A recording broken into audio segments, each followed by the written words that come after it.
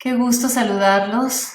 Muy feliz día de la hemofilia a todos, a todas. Qué gusto que estamos en este seminario virtual que pues nos sirve para celebrar este día, para la conmemoración y para poder tener una serie de actividades, videoconferencias en este contexto de la pandemia que hemos pensado por parte de la Asociación de Hermanos con Hemofilia, poder tocar distintos temas que nos apoyen, que nos orienten.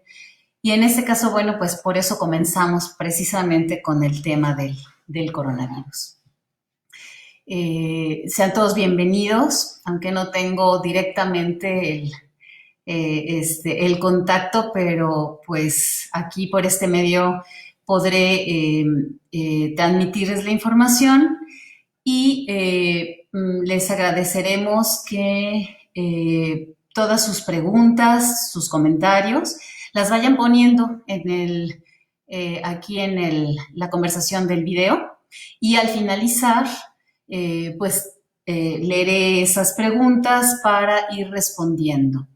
Esperemos en algún otro momento pues ya tener una dinámica más activa en que podamos escucharnos, vernos de alguna manera más directa, al menos también pues tener más ponentes, que más asesores participen, ustedes mismos dando testimonio.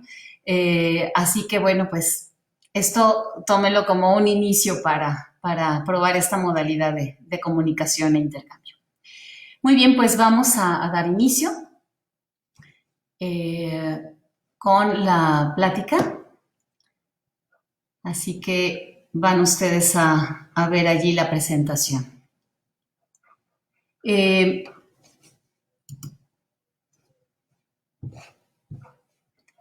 A ver si ya comenzamos con ella. Pues precisamente con este tema de la pandemia, pues la primera pregunta es ¿cómo es que nos afecta especialmente en la comunidad de pacientes con hemofilia y con otros trastornos de coagulación? Otros trastornos de coagulación que principalmente son hemorrágicos, es decir, estamos considerando von Willebrand, trastornos plaquetarios y algunas otras trastornos que causan problemas hemorrágicos.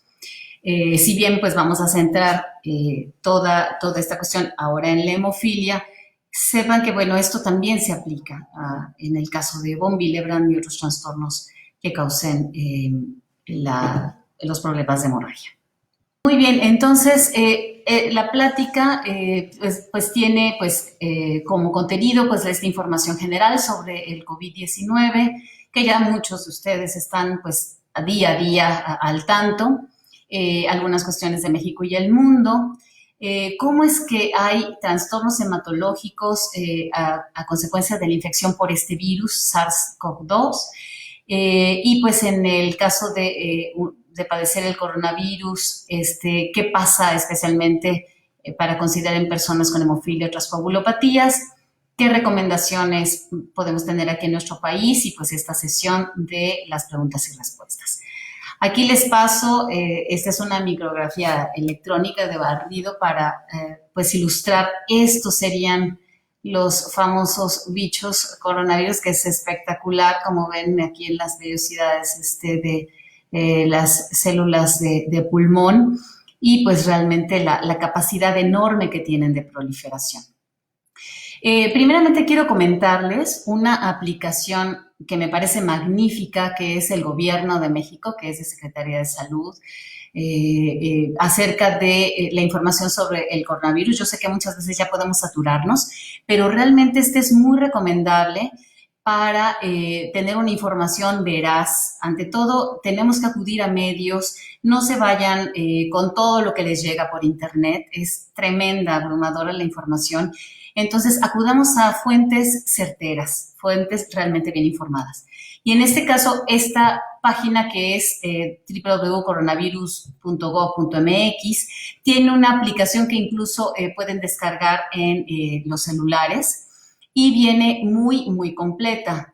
Pues aquí se ve en breve pues las distintas apartados desde preguntas frecuentes, secciones especiales que ahora pues veremos un poquito directamente en el sitio.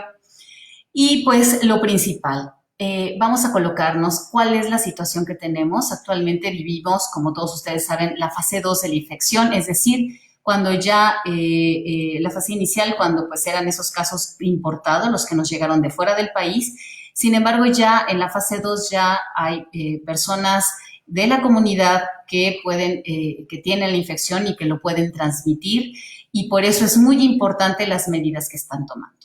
Entonces, en esta fase 2 ya vivimos y tenemos que considerarlo muy seriamente. Se trata de una emergencia sanitaria. ¿Y en qué consiste esto de la pues fase 2 o esta emergencia? Pues como menciono, pues ya se trata de que ya en la comunidad hay pacientes, que aquí están pues los casos, perdón, que tienen la infección y que pueden cada uno propagar. Se ha mencionado de 3 a 5, pero incluso hay, como hay muchos casos y antes no se había considerado esto tan importante, se decía que en general había pocos asintomáticos, pero puede haber un número muy alto de personas asintomáticas. Se ha calculado 30%, hasta más, 30-50%. Entonces, imagínense personas que están pues siendo, contagiando a otras personas, ellos sin tener síntomas, sin tener contención, y esto pues amplifica tremendamente, exponencialmente la infección. Por eso entonces estas recomendaciones y la insistencia de tomarlo realmente en serio, ya desde fines de marzo, es pues esto de no saludar de beso y abrazo, guardar al menos 1,5 metros de distancia. Sabemos que todas estas actividades comunitarias, sobre todo clases, se habían programado 30 de abril y actualmente nos están indicando que seguramente se va esto a prolongar hasta finales de mayo, 30 de mayo.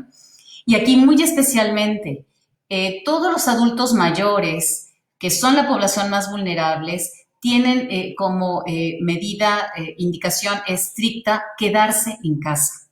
Esto es una cuestión muy importante. Entonces, a todos tener la consideración en sus familias de que personas mayores, o como sabemos también quienes pueden tener mayor probabilidad de contagio, una morbilidad ya sea por hipertensión, problemas cardiovasculares, diabetes, especialmente tener el cuidado de no exponerse y permanecer en casa, especialmente, y solo salir pues a lo que sería pues las compras de alimentos, todas las actividades como cines, teatros, todas las actividades de agregación comunitaria pues están totalmente restringidas.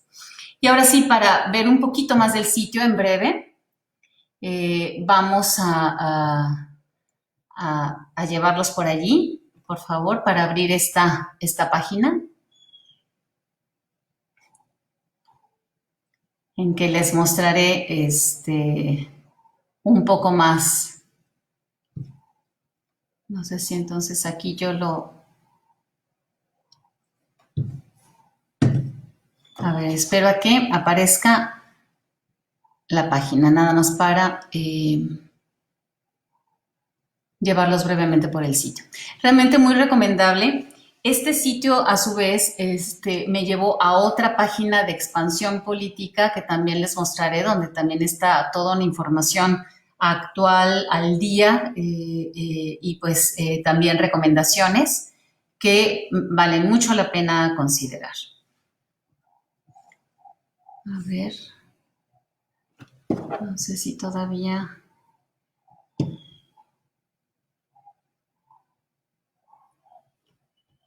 A ver. Listo, ahí está la página. Entonces, como les dije, es www.coronavirus.gov.mx. Es muy interesante ver cómo es que está toda esta, pues toda esta información completa de cómo se está moviendo la infección. Es muy importante considerar que todavía tenemos un aumento en los contagios, en los casos activos, por lo que hay que pues seguir tomando las medidas de contención. Entonces, pues sí, muy recomendable, como les digo, para personas mayores, para los niños, como ven, para el público en general. Veo la página de los niños realmente estupenda. Ya se cortó, pero bueno, se las dejo para que ustedes mismos exploren cada una de las pestañas y vean lo que sea de interés para ustedes. Vamos a continuar con la información.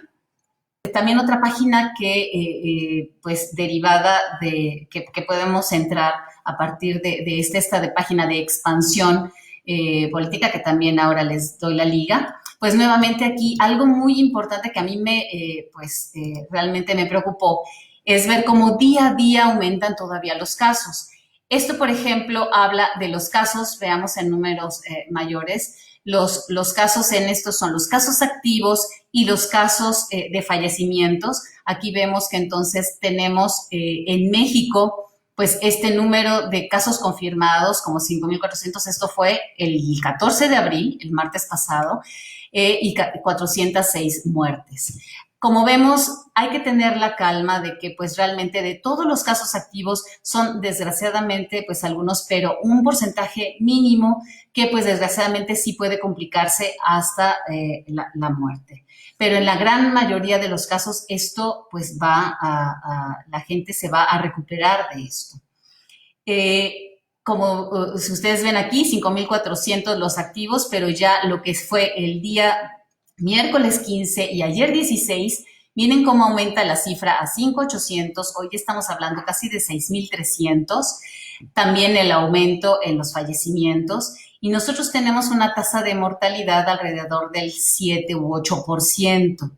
En Jalisco, pues más o menos también ya hice esas cuentas, más o menos estamos en ese caso. Entonces, por eso, tener en cuenta que si se insiste en la contención es porque de la proporción de casos que puedan, imagínense miles de casos con la infección, un porcentaje importante de ese 20%, en este caso, por ejemplo, 10 de 6,200, el 10% son 600, 1,200 personas necesitarían cuidados intensivos o hasta más. Entonces, es lo que no podemos tener esa capacidad hospitalaria y es lo que no se quiere rebasar.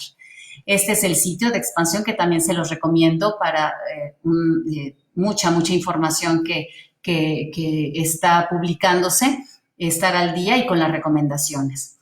Aquí, bueno, pues lo que también se ha dicho, tanto en casa o en hospitales, sabemos que si hay un ligero predominio de los varones, que pues se menciona que es por pues mayor exposición.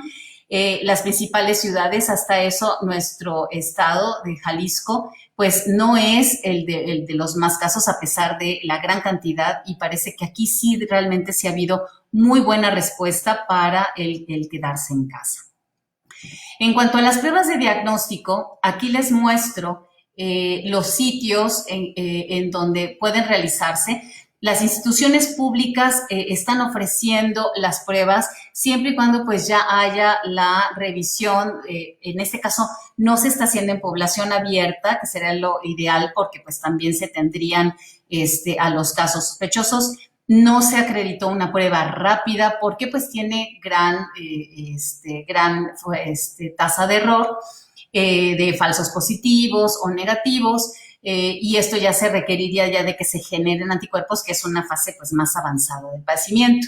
Por eso es que la prueba que se está ofreciendo, que ahorita les hablaré, pues se ofrece solamente en ciertos sitios acreditados en nuestro estado. Aquí en el CIBO, precisamente, tenemos a un equipo, un grupo de laboratorio liderado por el doctor Héctor Montoya, que están haciendo la detección por la prueba de PCR. También se sabe que algunos hospitales privados la están haciendo y aquí, pues, me comentaba el doctor que se está dando atención a 8 estados del país. Se tiene, y pues lo que correspondería pues más o menos a un 10% de la población de nuestro país. Va a ser algo muy importante, se está ampliando aquí la capacidad para el diagnóstico, se está trabajando realmente pues ya 24/7 en esto y está habiendo un esfuerzo importante por el IMSS, también sabemos de esfuerzos por parte de la Universidad de Guadalajara, de otras instituciones aquí en Secretaría de Salud, que pues están trabajando muy fuerte en esto del diagnóstico, pues a partir de estos casos sintomáticos para tener un mayor control de la infección. La prueba, pues, es complicada. ¿Por qué no puede ser, por qué no hemos tenido la posibilidad de tener una prueba amplia a la población? El diagnóstico es, pues, se basa en una prueba, la más confiable. El virus, su material genético es una molécula de RNA. Si recuerdan todos, dentro de nuestras células tenemos el DNA de doble cadena, y esta molécula de RNA es, digamos, que es intermediario entre la información dentro de nuestras células y lo que se forma como nuestras proteínas. Entonces, este intermediario, pues este virus únicamente tiene ese como material genético que directamente pues ya se propaga y genera toda su maquinaria en las células, es de alta propagación. Entonces, para la detección se parte pues de estas muestras de tanto de exudado nasal, de moco, como de fondo de la garganta. Se toma una muestra y con este se hace una reacción que se llama PCR en tiempo real, primeramente una transcripción.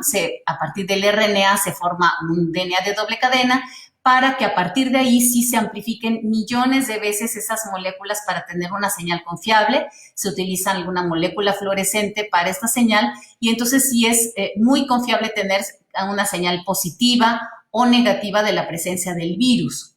Sin embargo, claro que en las fases muy tempranas podemos tener falsos positivos o negativos por algún problema de degradación de la muestra, y pues sí podemos encontrar que en algún momento, en algunos casos, podremos tener casos que inicialmente son negativos, que posteriormente sepamos ya que desarrollen la infección y pues se confirmen como positivos. Aquí pues tenemos una escasez de reactivos, son caros, los estudios son lentos, requieren su tiempo, y pues ya como para futuras pruebas, sí esperaríamos poder tener la de anticuerpos, es decir, ya una prueba rápida de serología. Sin embargo, pues en este momento no la tenemos disponible,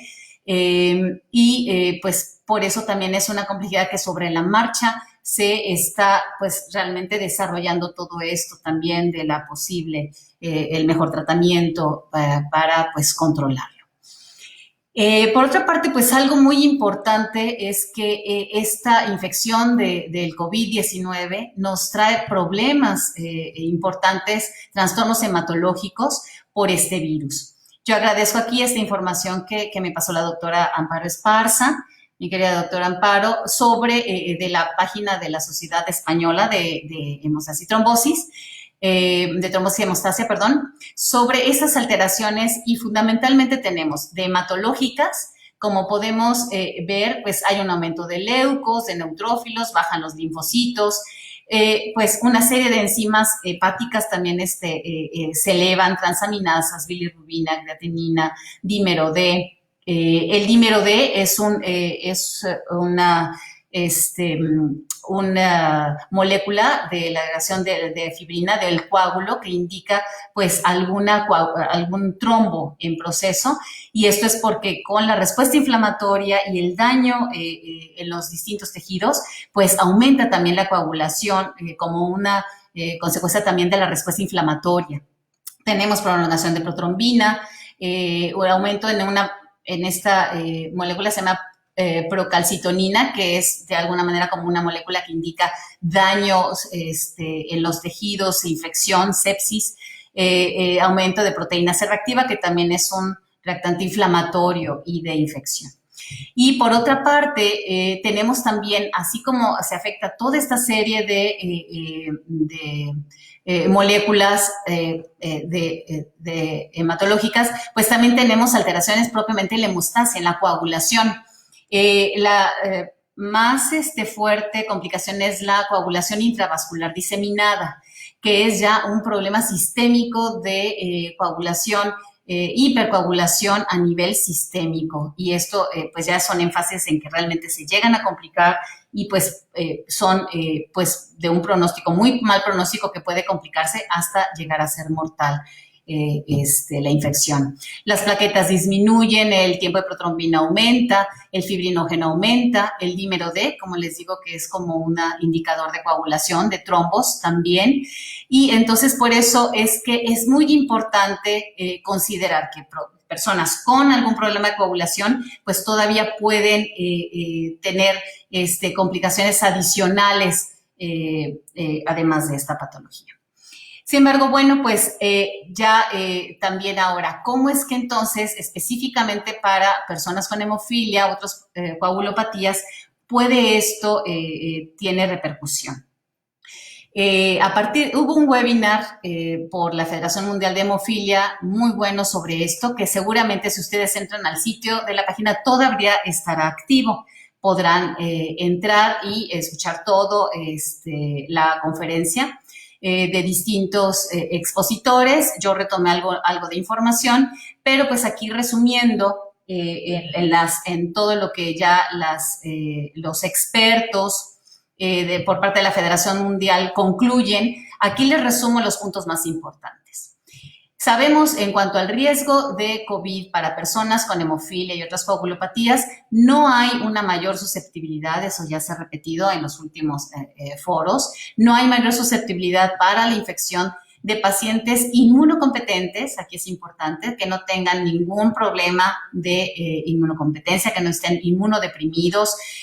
Ojo, es muy importante, pues con todas aquellas pacientes con problemas de inhibidores que tengan algún tratamiento de inmunosupresión o inmunotolerancia, considerar que ahí especialmente pues sí habría susceptibilidad a que su sistema inmune está abatido y pueden tener mayores complicaciones. Pero personas inmunocompetentes con trastornos de coagulación no tienen mayor susceptibilidad.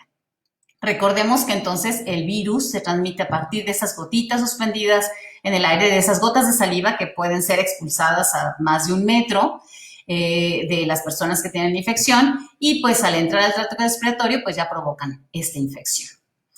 Ahora, en lo que se refiere a la inmunosupresión, aquí también podrían estar en juego personas que son positivas a VIH y que pues tienen algún tratamiento inmunosupresor. Entonces, en sí, las personas por la infección por VIH no hay una información clara de que si corren un mayor riesgo. Si resultaran infectadas, pues por esta inmunosupresión, pues quizá ahí sí tendrían más riesgo de complicar una enfermedad grave. Pero es especialmente pues delicado para personas, por ejemplo, con un conteo bajo de células CD4 o que no están en un control antirretroviral, que tienen una carga viral elevada y entonces están inmunocomprometidos, o que tienen alguna enfermedad pues ya relacionada con lo que ya comentamos, ¿no? Como hipertensión, diabetes, alguna otra enfermedad cardiovascular. Entonces, de entrada, mientras se tenga un buen control, aún personas con VIH, pero que ya están en buen control, ya tienen un control de carga viral, pues no deberían tener mayor problema, solo por la inmunosupresión. Ahora, sabemos que, y quiero recalcar muy bien esto, de que el COVID-19 es una enfermedad muy amplia, desde personas que no tienen síntomas hasta una neumonía grave y secuelas sistémicas. De hecho, ya se está discutiendo que en las personas que estuvieron en cuidados intensivos y pues el virus causa un fuerte daño sistémico que puede dejar secuelas que pues aún están en proceso de investigarse. Entonces, eso es lo que se quiere, tratar de no llegar, por eso no exponerse, para evitar pues que se pueda llegar a complicar. Las personas mayores y con factores de riesgo que ya sabemos son las que tienen mayor riesgo de enfermar gravemente y hasta morir. Y sabemos que estos son hipertensión, diabetes, enfermedad cardiovascular e inmunodepresión. Ahora, los niños y adultos jóvenes también pueden enfermar gravemente, aunque no es tan frecuente. Entonces, también tener en cuenta esto y pues tener el cuidado. Se recomienda que personas con hemofilia, pues ya adultos sobre todo, que puedan tener algún problema de hipertensión, no deben suspender su medicamento. Entonces, ahí sí, teniendo hemofilia, más bien lo importante es que con alguna otra morbilidad, pues sean especialmente cuidadosos en no suspender su tratamiento de coagulación. Ahora, es muy importante cómo con todo esto que ya les comentaba de todas las alteraciones hematológicas, cómo considerar pues que conforme se evoluciona la enfermedad, pues todas estas vías de coagulación que se activan como parte de la respuesta inflamatoria pueden provocar, pues ya lo que dijimos, dímeros D elevado, que es un indicador de formación de trombos. Entonces, estamos en un panorama en que por la propia enfermedad, incluso se sabe que el factor 8, no se ha mencionado mucho, pero también vi la información de que puede aumentar hasta un 200%, junto con todo rasgo protrombótico. Entonces, podríamos tener en algún panorama que un paciente con hemofilia que se complique gravemente, pues puede incluso tener trombosis, y aquí va a ser un reto manejar estas complicaciones con también la necesidad de tener su nivel hemostático controlado. Va a ser todo un reto en este caso. Por otra parte, pues también ya esta tremenda complicación de coagulación intravascular, pues esto ya realmente sí son en fases muy terminales, en fases ya muy, muy complicadas. Esta disminución de plaquetas, se debe de considerar también que las pruebas de laboratorio están alteradas, entonces muchas veces puede estar realmente no dando un dato claro, real del estado de coagulación del paciente.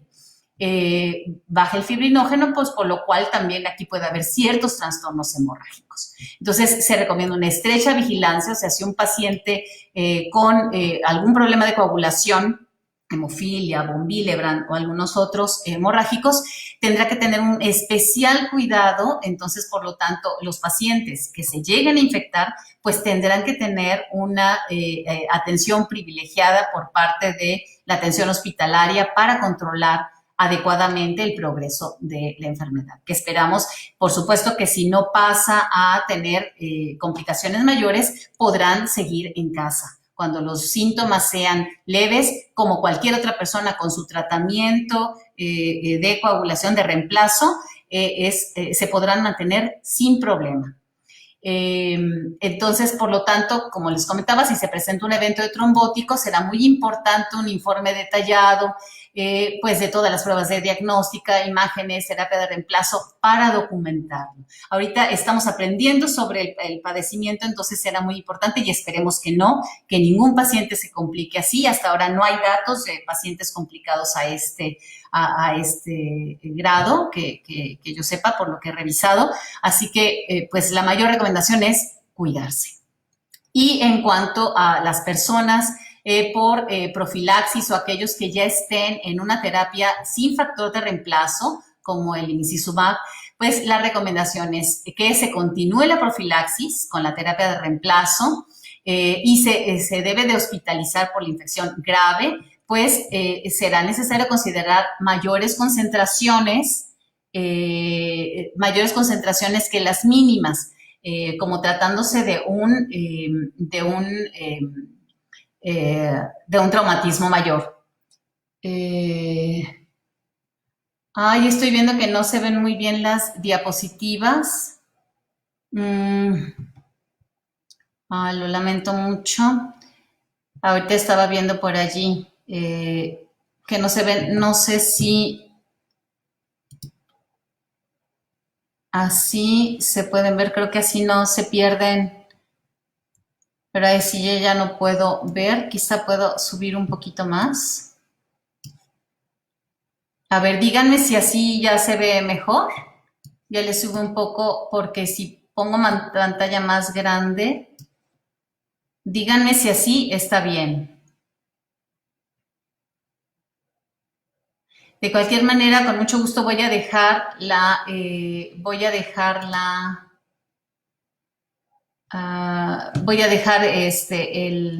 presentación para que ustedes la puedan consultar con calma. Trataré nada más de dar la información más general. Pues les comentaba entonces que no se tiene información sobre complicaciones trombóticas en aquellas personas que ya están con terapia de reemplazo sin factor, como el Imicizumab, y hay que considerar aquí que la vida media es muy prolongada. Entonces, esto, pues estar muy cercanos, porque cualquier paciente que llegue a tener la infección, pues en contacto con su hematólogo para tener un seguimiento cercano.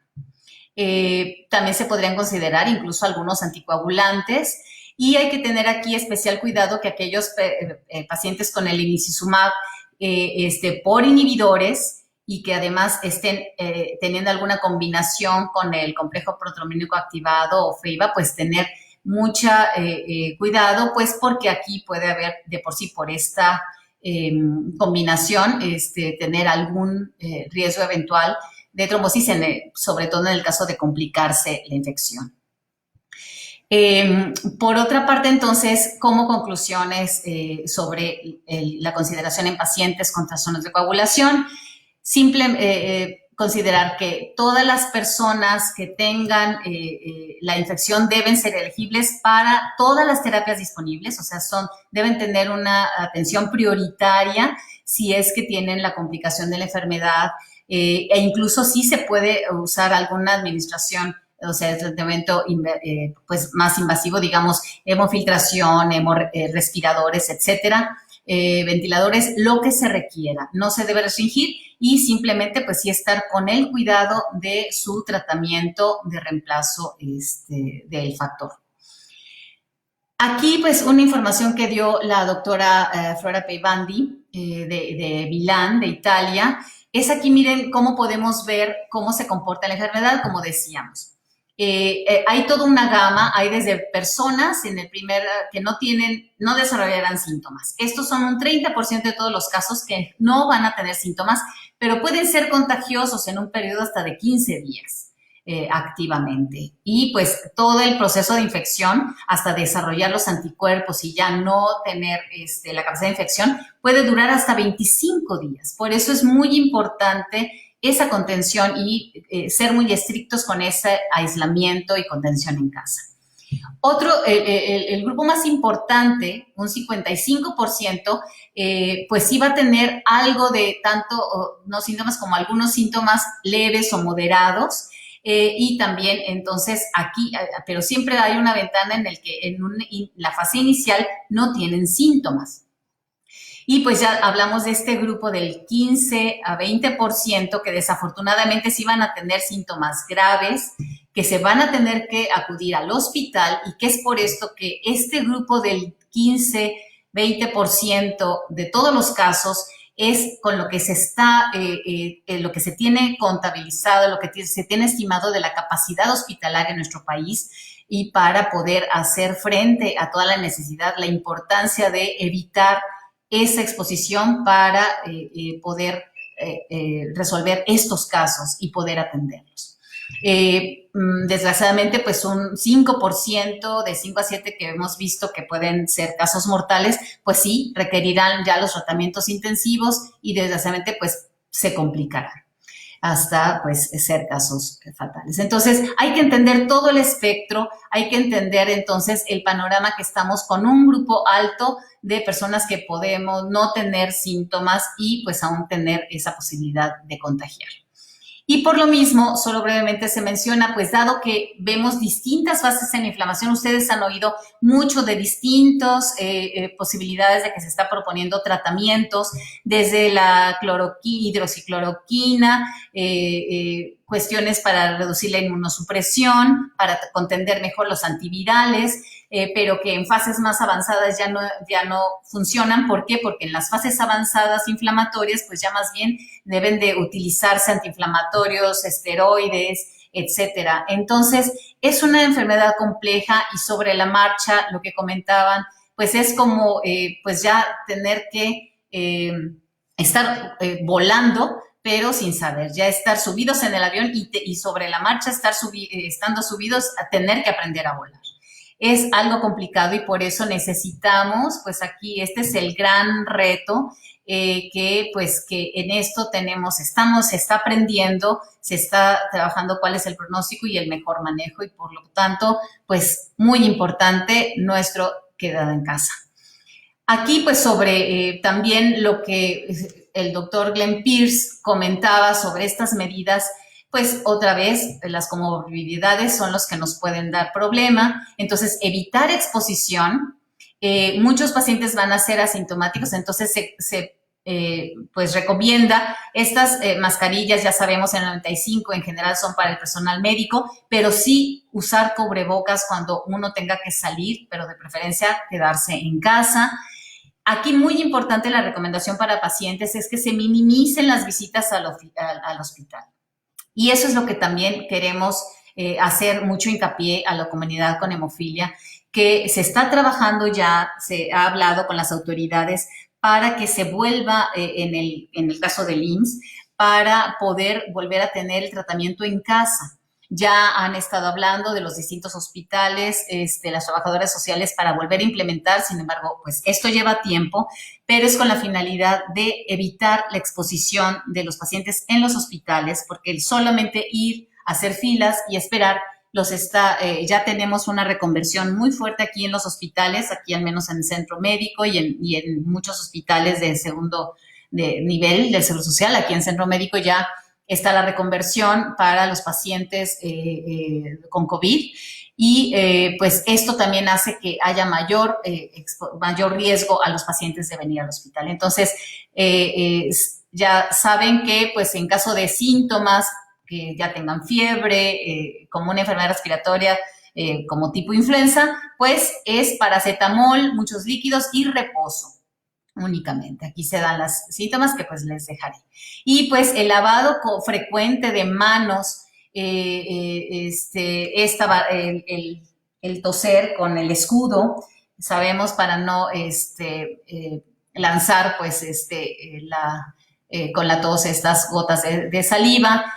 Entonces, la clave es prevenir la transmisión y, por lo tanto, seguir tomando las medidas de contención en casa. También de ese webinar lo que quiero compartirles y que nos compete a nosotros como México es lo que se comentaba acerca de la situación de hemofilia en países en desarrollo. Nosotros aquí habló el doctor Magdi Eklabi, acerca de las situaciones, un hematólogo allá en Egipto, y comentaba situaciones muy semejantes a lo que vemos aquí en México. Pues hasta el momento no hay reportes de COVID entre pacientes con enfermedades hemorrágicas hereditarias. Aquí sigue siendo el estándar de tratamiento, pues aún muchas veces es el tratamiento oportuno basado en los episodios. Hay muy pocas pacientes que tienen profilaxis, muy pocas pacientes recibiendo el emicizumab o el Hemlibra, y no hay pacientes de terapia génica. En este sentido, creo que el panorama del tratamiento, el manejo de los pacientes es muy semejante. Y entonces, en estos casos, lo que están también enfatizando es la gran preocupación por el acudir al hospital.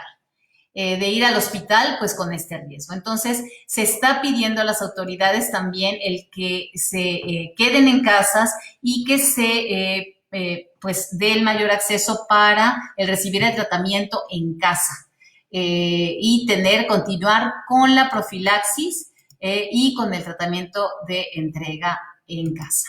Eso es lo que también tenemos que estar insistiendo y luchando para evitar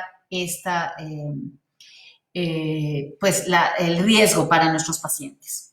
Por otro lado, bueno, pues aquí, claro que no vamos a entender, pero pues aquí lo que están comentando es que pues también hay redes sociales de grupos, de organizaciones sociales, y entonces están en continuo comunicación aquí con seminarios como estos para dar información, para dar orientación a los pacientes acerca del COVID, las medidas importantes, pues informarse, traducir toda la información que hay en sitios autorizados. Nosotros, como les digo, tenemos muy buena página en el Gobierno de México y pues también hay mucho material ya traducido al español de la Federación de Hemofilia.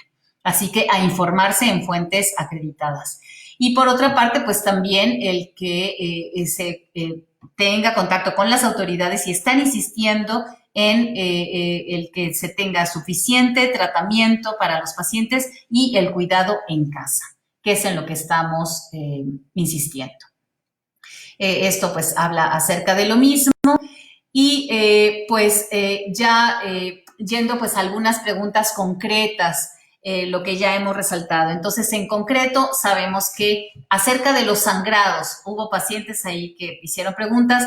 Otra vez, ¿existe mayor riesgo de pacientes con hemofilia? No hay mayor riesgo en pacientes con hemofilia, únicamente aquellos inmunosuprimidos, es decir, con VIH y que no estén en control, o aquellos con inhibidores con algunos tratamientos inmunosupresores. Entonces, ellos son los que podrían tener mayor susceptibilidad. Y entonces, los riesgos de complicaciones trombóticas al momento no es algo claro, pero bueno, eventualmente solamente de tener una complicación muy importante ya en fases finales, que esperemos que no se llegue a eso, podría haber, pero entonces se requerirá de un manejo muy cercano de todo este personal de cuidados intensivos y del hematólogo para controlar pues todo este balance del riesgo hemorrágico con las posibles complicaciones trombóticas derivadas del COVID ya en etapas más avanzadas. Ahora, otro punto que también creo que es de mucho interés y preocupación es qué tan seguro es el tratamiento por todo lo que recibimos como tratamiento derivado plasmático y que también pueda ser a partir de donadores que puedan tener la infección, pues también venir contaminados con el coronavirus. Bueno, pues un trabajo reciente que encontramos incluso, pues ahora sí que las publicaciones sobre todo este tema están pues también con gran rapidez generándose, pues sobre todo por supuesto de China, de Corea. Y entonces, pues aquí finalmente, acerca de las transfusiones sanguíneas, ellos tamizaron a 7,500 muestras por esta técnica de PCR tiempo real, tanto en China como Corea del Sur, entre lo que recibieron desde retrospectivo diciembre-enero hasta marzo. Y entonces, en concreto, de todas esas donaciones que se usaron para transfusión, encontraron 4 muestras positivas en China, 7 de donadores y pues estos plasmas, sangre, plaquetas fueron empleados para 9 pacientes, para donación en 9 pacientes. Sin embargo, en estos 9 pacientes, estas muestras fueron negativas, sus muestras, las muestras ya de los donadores, o sea, estas personas que donaron fueron asintomáticas cuando fueron a donar, pero 2 de ellas a los 2 días siguientes fueron positivos y otras entre 6 y 15 días resultaron positivos. Sin embargo, ese producto sanguíneo que donaron, esas muestras, no tenían el virus activo, fueron negativas. Entonces, y los 9 receptores no desarrollaron COVID. De esos 9 receptores, el noveno, o sea, 8 no desarrollaron y el noveno no falleció, falleció, pero por causas ajenas a la infección. Por lo tanto, lo que hasta ahorita se ha concluido es de que no se observa transmisión del SARS-CoV-2 por transfusión. Por otra parte, sabemos que esto es algo muy importante y ahora, de hecho, por las complicaciones que puedan tener los pacientes, ahora es muy importante también estimular la donación sanguínea por todas las complicaciones y está viendo todas las medidas para el manejo también, el análisis de esas muestras.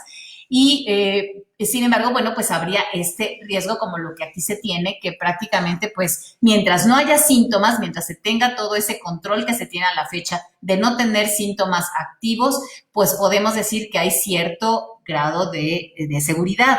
Sin embargo, no olvidemos ese periodo asintomático, aunque parece que la carga viral no es tal que pueda ser importante. Sin embargo, por supuesto que hay que tratar de evitar, en el caso de la hemofilia, el que se siga teniendo el tratamiento certificado, todos los plasmas, todos los factores derivados de plasma que ya vengan con control, porque toda esa tratamiento que se hace para evitar toda la manufactura, para evitar pues infecciones como VIH, hepatitis C, también aplican para el coronavirus. O sea, todo lo que se haga de solventes detergentes y todos los tratamientos que se hacen son también, cubren para que tampoco pueda quedar infección. Entonces, por lo tanto, también ahora que tenemos un problema de, pues, por la cierre de fronteras o pues con todo este abatimiento económico en que pudiéramos tener problemas de suministro de los factores, tanto derivados plasmáticos como recombinantes, es muy importante exigir que se sigan dando esto con seguridad y pues nuevamente pues también seguir evitando el tener que recibir críos o precipitados o plasma, porque aunque puedan tener cierto control, pues sabemos como siempre que podrán tener ese riesgo y pues la falta de efectividad. Entonces, seguir insistiendo en el tratamiento de calidad y certificado. Pues por último, para cerrar, sabemos entonces en el panorama, yo quisiera también, así como quiero alertarlos para que tomen todas las medidas, pues también, por otra parte, tranquilizarlos en el sentido de que, pues para cómo va todo el índice de todos los países, México realmente está muy por debajo de todo lo que ha ocurrido. Desgraciadamente parece pues que estamos entrando pues a esta fase en la que se espera este crecimiento que esperamos que no llegue a ser tan drástico como otros países como España o Italia. Sin embargo, pues sí, estas medidas que se hagan de contención esperemos que nos permitan contener hasta cierto, lo más posible, la propagación del padecimiento. También en esta página de expansión sobre los mapas mundiales es muy claro el cómo, si aquí ustedes ven los casos diarios, todavía vemos en febrero, marzo, ahora abril, cómo siguen en aumento a nivel mundial. Entonces, ahorita nosotros en el panorama mundial, pues realmente, pues si comparamos, por ejemplo, con nuestro vecino del norte, pues no estamos muy por debajo. Sin embargo, pues desgraciadamente sí tenemos ese flujo, no se han cerrado las fronteras y por eso es que ciudades como Tijuana, como Baja California Sur, mismo Sinaloa, por todo el turismo que no se ha restringido tan efectivamente, pues seguimos teniendo esos casos o lo que son ciudades, nuestras megalópolis como pues especialmente la Ciudad de México, Guadalajara, como les digo, pues aunque sí tenemos casos, está bastante controlado para lo que es el panorama nacional. Si bien hay una cantidad muy grande de padecimientos a nivel mundial, 134, vean cómo 500,000, o sea, 5 veces más es de los casos recuperados. O sea, la mayoría de los casos llegan a recuperarse. Y por otra parte, ya viendo otros índices, nada más para pues tener también más tranquilidad en cuanto a la esperanza y para poder realmente controlar efectivamente con lo que sea de nuestra parte, quedándonos en casa, tomando las medidas de higiene y distancia, pues aquí vemos que los casos activos en México, como pueden ver, pues realmente está relativamente controlado. Los casos de muertes tenemos pues este 7-8% que es semejante a distintos, a muchos de los países. Y por otra parte, la incidencia todavía es pues realmente baja en relación a otros sitios. Entonces, debemos de seguir insistiendo en nuestros esfuerzos por la contención, por los cuidados. Y con esto, pues prácticamente pues quiero cerrar nuevamente felicitándonos a todos por este día en que conmemoramos todo el esfuerzo que ha sido pues la organización social, médica de autoridades para el control, para el poder vivir la hemofilia con un manejo integral para mejorar la calidad de vida. Esto es un trabajo en conjunto. Claro que sí celebramos todo el esfuerzo, todos los frutos con los que ahora tenemos, pero falta mucho. Se abre un magnífico panorama con toda la optimización del tratamiento que tenemos ya en puerta, pero debemos seguir trabajando y esto es lucha de todos, pacientes, familiares, médicos, profesionales, todos en conjunto para poder realmente lograr estos frutos. Así que Con esto, pues como les digo, yo les dejo esta información. Sé que podrá haber pues muchas inquietudes, esperemos ahora poder contestarlas. Y aquí ya empiezo a tener algunas preguntas. Así que este material se quedará aquí para su consulta y con mucho gusto también ya saben mi correo y por allí también podré recibir algunas preguntas, pero también tenemos ah, ahora tenemos pues algunas, también sabemos que nuestros asesores de hemofilia están presentes aquí en el chat, así que también pues los invito a acercarnos, a que estos foros nos ayuden a tener más información para poder todos retroalimentarnos. Aquí tengo una pregunta de Carla Marisol. Carla, qué gusto saludarte. Y la pregunta es, a Alex no le han podido controlar el asma. ¿Cómo voy a saber en qué momento su tos ya no es por el asma? Bueno, aquí sí es una pregunta en que requeriría también el apoyo de alguno de los doctores que nos acompañen. Desde luego que pues es muy importante que vaya a su valoración con el médico, de preferencia pues sí, tanto su pediatra como ya un médico especializado que le pueda hacer, porque ya sabemos que los síntomas también ya eh, por el coronavirus, que también puede ser tos, fiebre, o sea, es algo mucho más, o sea, es algo, o tú sí puedes distinguir, aunque tenga asma de manera crónica, tú sí distingues entre el asma y un resfriado. Los síntomas son como de influenza, es decir, fiebre alta, tos, escurrimiento nasal, dolor de cabeza, dolor de cuerpo, etcétera. Se ha reportado por ahí también síntomas como de pérdida del olfato o del gusto, que sabemos que en gripas muy fuertes suele suceder también. Entonces, ya cuando es claramente una infección, es que pues ya estamos hablando de otros síntomas y como siempre, o sea, todo será primero control en casa. Lo primero entonces es que trate de controlar todos estos síntomas con reposo, con líquidos y que solamente si ya se fuera a complicar, pues acudir ya al hospital, pero de entrada eso y pues por su edad también un joven debe pasar.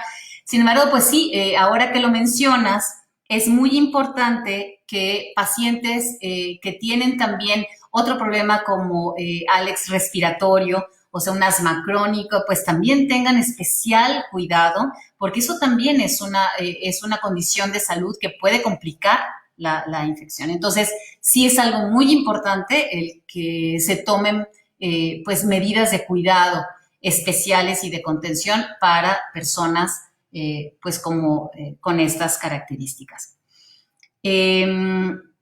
Está indicada la dexametasona. Yo de cuestiones médicas no te puedo orientar específicamente en tratamientos, Manuel. Entonces, ¿qué les parece? Todas las preguntas para el personal médico podemos pasar a nuestros doctores, a nuestras doctoras, doctores que nos puedan dar esta información. Entonces, yo les pido que dejen allí, pues se queden ahí esas preguntas y que nos puedan informar.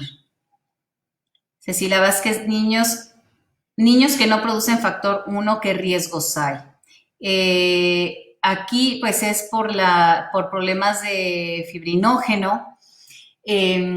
Pues también, o sea, sabemos que todo que pueda tener aquí, no hay, sería como les decía, tanto la deficiencia de fibrinógeno o problemas de función o estructura que pueden llevar eventualmente a algunos problemas de coagulación. En general, por estos problemas no hay un mayor riesgo. Como ya lo comenté, ya en sus fases más avanzadas sí puede haber problemas tanto de trastornos hemorrágicos o sobre todo trombóticos. El fibrinógeno se eleva muchísimo, aunque sí, pues hay un defecto de entrada de fibrinógeno, pues no debería esperarse que se complicara con una trombosis, pero es la recomendación, el cuidarse, el que en general por esto no debe en sí la cuestión por cualquier condición de trastorno de coagulación no debe de involucrar mayor problema de riesgo que la población general. Sin embargo, si sí llegara en sí por la infección a complicarse, pues sí deberá tener una atención muy especial para ese balance entre pues algunas complicaciones hemorrágicas y trombóticas. Pregunta de Saúl Hernández Garibay. Mi hija padece hipofibrinogenemia, pues es también lo que ahorita se acaba de aclarar. Su tratamiento es en base a crioprecipitados.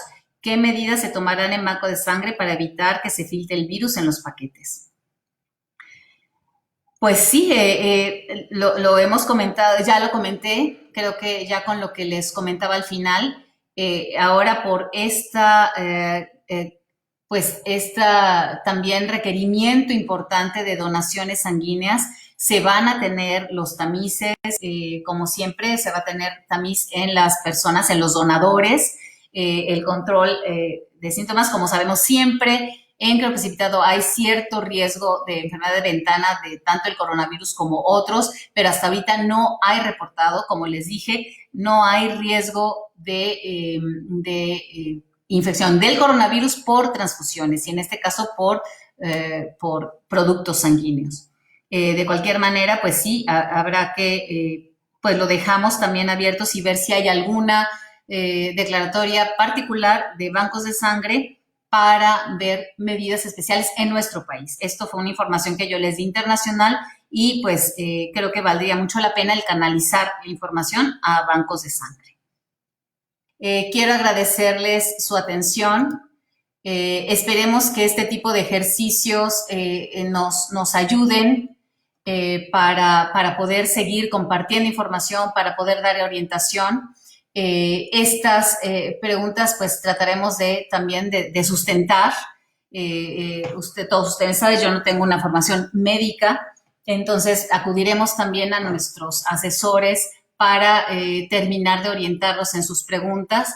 Entonces, aunque no sea en este foro, acudan a este tipo de recursos para canalizar pues todas las inquietudes.